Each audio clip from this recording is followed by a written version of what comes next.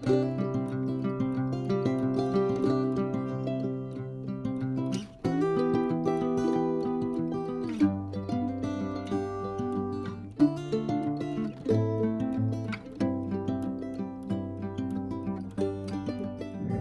Guys, welcome back to our channel and welcome back to a new vlog.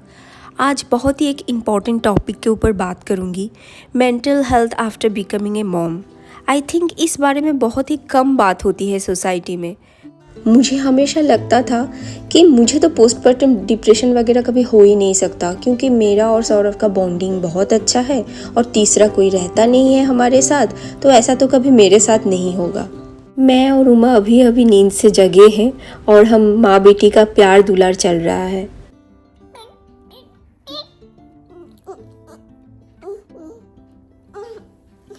Postpartum depression एक ऐसी चीज़ है जो हर किसी के साथ तो नहीं होता, पर जो लोग इसको फेस करते हैं उन्हें पता है कि सिचुएशन क्या हो जाती है। ब्रेकफास्ट में मैंने उमा के लिए सेरेलक बनाया और ख़ुद के लिए ओट्स और एवोकाडो डाल के एक स्मूदी बना रही हूँ।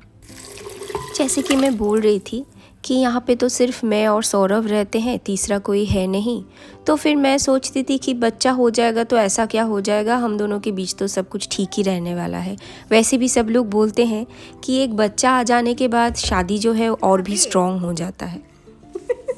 काबे मम्मा, मेरे साथ जो हुआ ना गाइस, अभी मैं सोचती हूँ तो मुझे खुद पे थोड़ा हंसी भी आती है कि उस वक्त मैं क्या कर रही थी। बच्चा होने के तुरंत बाद ना आपके जो इमोशंस है ना वो बहुत पीक पे रहते हैं। छोटे छोटे बातों पे, जिस बात पे मुझे कभी गुस्सा आ ही नहीं सकता, मतलब वो कुछ मैटर है ही नहीं, वो गुस्सा करने लायक चीज़ ही नहीं है, उसमें भी आपको गुस्सा आता है। फिर कोई भी कुछ भी बोल दे ना, थोड़ी सी बात पे आपको टोक दे, वो आपको बिल्कुल सहन नहीं होता। বানানা নেই তো মাম্মা, শেষ হয়ে গেছে আর নেই।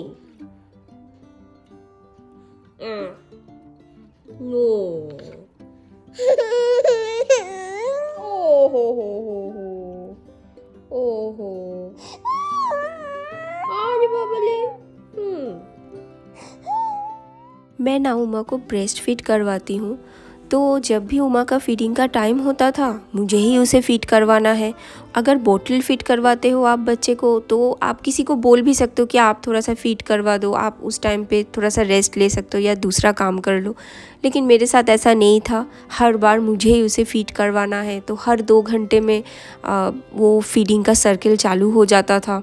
कब 2 घंटा ख़त्म हो जाता था पता ही नहीं चलता है। फिर कहाँ दिन ख़त्म हो रहा है, कहाँ रात ख़त्म हो रहा है, कुछ पता नहीं चल रहा है। रात को नींद नहीं हो रही है पूरी तरीके से। सौरभ ने मुझे बहुत हेल्प किया इस दौरान। रात में जाग जाग के भी उसने डायपर वगैरह चेंज कर दिया। बहुत बहुत जितना मतलब हो सकता था उससे उसने हेल्प किया। जो लोग कहते हैं ना कि एक बच्चा होने के बाद शादी का जो रिश्ता है वो और भी स्ट्रॉन्ग होता है, मुझे लगता है कि कैसे होता होगा यार। आपको तो अपने लिए वक्त ही नहीं मिलता। हर माँ बाप अपने बच्चे से प्यार करता है, हम भी करते हैं, सौरभ भी बहुत प्यार करता है उमा से, और मैं भी। बच्चे का प्यार तो है ही, लेकिन हम दोनों का जो एक टाइम था, हम दोनों जो एक साथ बात करते थे, टाइम स्पेंड करते थे ना, वो वक्त हमें अभी भी नहीं मिलता। शायद उमा थोड़ी बड़ी हो जाएगी उसके बाद मिलेगा। मैं एक ऐसे स्टेज में पहुंच गई थी जहाँ पे मुझे बाहर जाने में चिढ़ मचती थी। मुझे बिल्कुल पसंद नहीं था कि बाहर जाऊँ, बच्चे को लेके क्या बाहर जाऊँ मैं। कुछ देर में वो रोना चालू कर देती है, फिर उसको फीड करवाओ, उसका डायपर चेंज करवाओ, यही सब में तो पूरा वक्त गुजर जाता है। फिर मैं बाहर जाना क्या एंजॉय करूँगी। और बाहर जाने की बात तो आप छोड़ ही दो, घर पे भी क्या शांति है। घर पे आप बाथरूम तक नहीं जा सकते, बच्चा रोना शुरू कर देता है।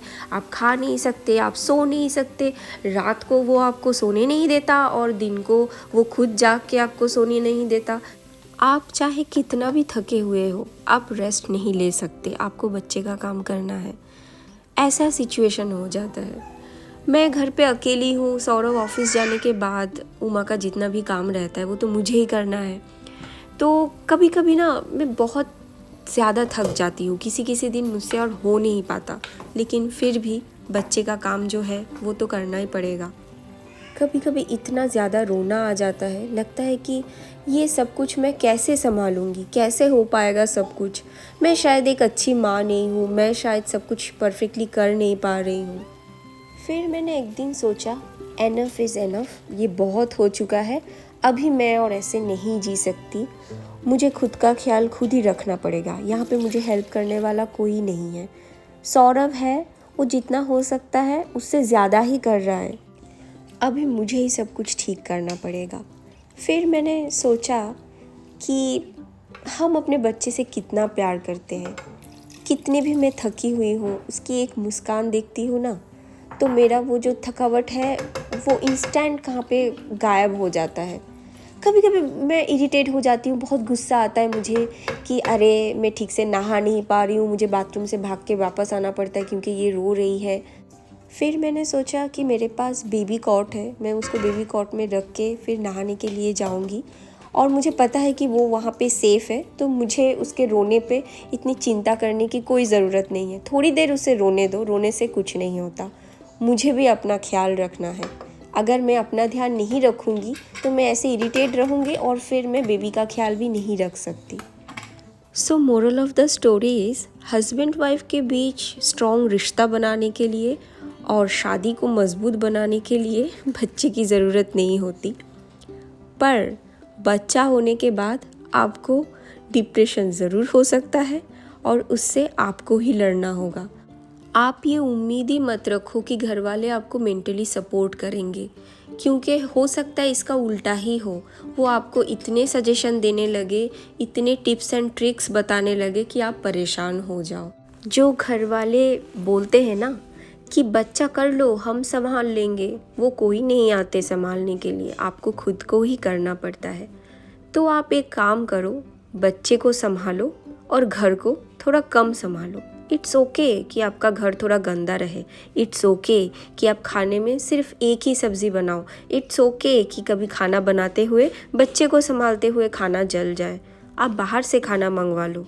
मैंने तो एक चीज़ समझ ली है कि इसी का नाम ज़िंदगी है और ऐसे ही हमको जीना है। बच्चे भी एक दिन बड़े हो जाएंगे और वो परेशान करना भी छोड़ देंगे, लेकिन उनके ये जो नन्हे नन्हे कदम, ये जो नन्हे नन्हे हाथ, ये जो प्यारी सी स्माइल, ये कभी वापस नहीं आने वाली।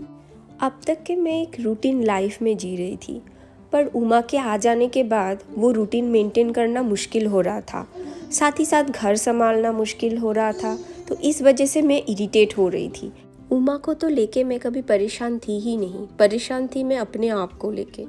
मुझे ये लग रहा था कि मैं परफेक्टली सब कुछ कर क्यों नहीं पा रही हूँ, मुझ में इतनी एनर्जी क्यों नहीं आ रही है, मैं इतनी क्यों थक रही हूँ, मैं बच्चे का काम करते करते थक रही हूँ, मैं घर का काम ठीक से नहीं कर पा रही हूँ। यही सब कुछ सोच सोच के मैं और ज़्यादा परेशान हो रही थी। फिर मुझे बिल्कुल वक्त भी नहीं मिलता था पूरे दिन में कि मैं सौरभ के साथ बैठ के थोड़ा बात करूँ। जब से मैंने अपना मन बना लिया है ना कि घर में छोटा बच्चा हो, तो पूरा वो सब पहले जैसा रूटीन वगैरह फॉलो नहीं हो सकता। अगर घर में बच्चा है तो आपको उस हिसाब से आपका नया रूटीन बनाना पड़ेगा, जो रूटीन कभी परफेक्ट नहीं हो सकता। आपका खाने का, सोने का, सब कुछ का उतना फिक्स टाइम नहीं हो सकता बच्चे के साथ, ये पॉसिबल नहीं है। बच्चा जब तक के छोटा है तब तक कि आप उसके बचपन को एंजॉय करो, ये सबसे ज़्यादा इम्पॉर्टेंट है। बच्चे का काम टाइम से हो जाए वही बहुत बड़ी बात है, बाकी का काम आप थोड़ा साइड में रख दो। सो गाइस, आज का ये व्लॉग बस यही तक। मिलते हैं एक नए व्लॉग के साथ, तब तक के bye and love you all, and please don't forget to like, share and subscribe.